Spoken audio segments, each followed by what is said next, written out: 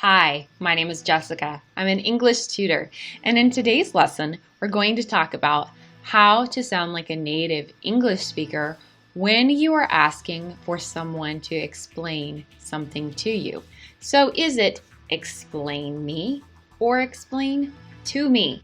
You want to say explain to me, not just explain me.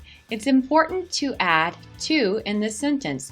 Can you explain to me how to pronounce the word suit? Can you explain to me the difference between pros and cons? You may hear from your tutor or English teacher, yes, I would be happy to explain to you the difference between the word pro and con. All right, so I'm going to explain to you the difference between a pro and a con. For example, we'll talk about the pros and the cons of working from home. One of the pros of working from home is you don't have to get fixed up and dressed up in a fancy suit or things like that generally when you're working from home.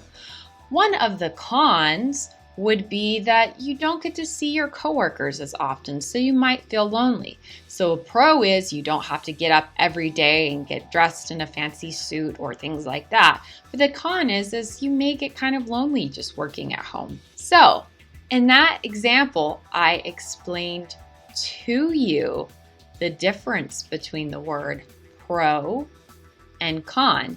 In a previous lesson, we talked about advantages and disadvantages. A pro is similar to an advantage, or another word you could use to describe something that's an advantage.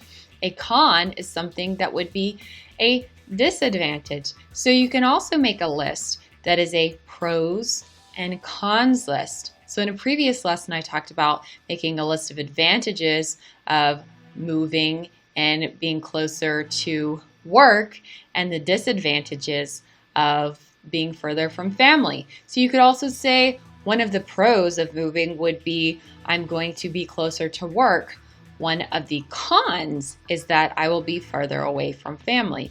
So you just learned two new vocabulary words and also how to correctly ask someone to explain something to you. I hope you found this lesson enjoyable and helpful. I'm also available for one-on-one personalized English lessons on Skype. Have a great day. Bye!